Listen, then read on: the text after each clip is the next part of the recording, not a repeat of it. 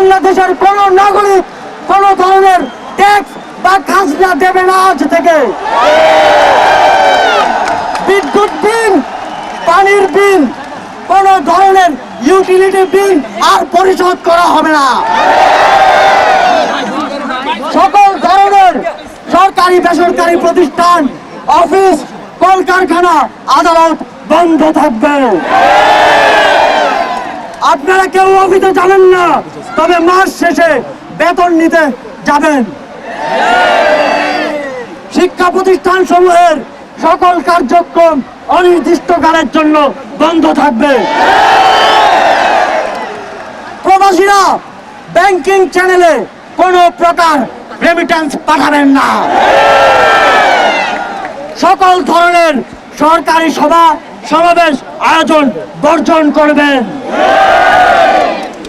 বন্দরের কর্মীরা কাজে যোগ দেবেন না, কোনো মালামাল খালাস হবে না। দেশের সকল কলকারখানা চলবে না, দেশের কোনো গার্মেন্টস তার কার্যক্রম চালাবে না। এই সরকারের পতন না হওয়া পর্যন্ত গণপরিবহন বন্ধ থাকবে। শ্রমিকরা কেউ কাজে যাবে না।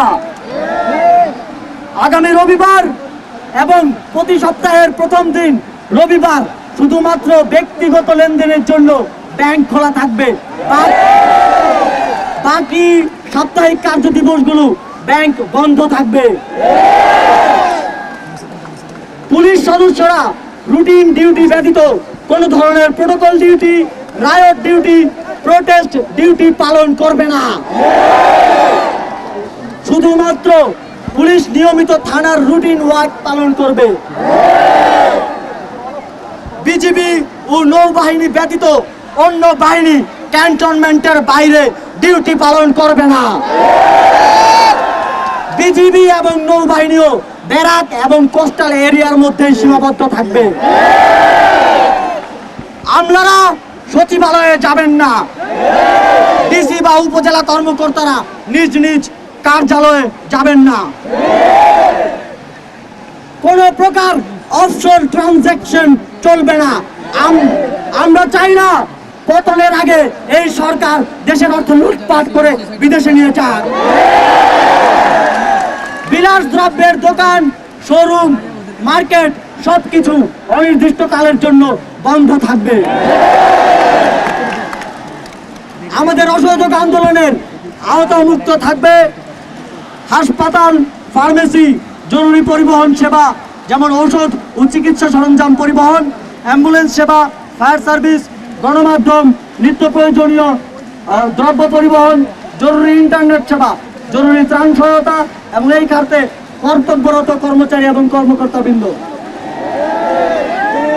নিত্য প্রয়োজনীয় দ্রব্যের দোকানপাট শুধুমাত্র বেলা 11টা থেকে দুপুর 1টা পর্যন্ত খোলা থাকবে।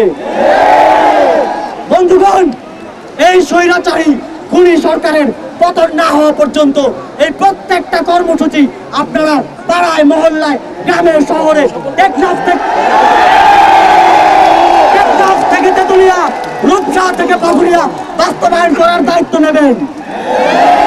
আপনারা কি সেই দায়িত্ব নিচ্ছেন? কারা কারা দায়িত্ব নেবেন হাত তোলেন। যতদিন পতন না হবে ততদিন আমরা এই সরকারের সাথে সম্পূর্ণ নন কোঅপারেশন, অসহযোগ ঘোষণা করছি। অসহযোগের পাশাপাশি বিক্ষোভ মিছিল সমাবেশ করে আপনারা সারা দেশে এই আন্দোলনকে জাগ্রত রাখবেন।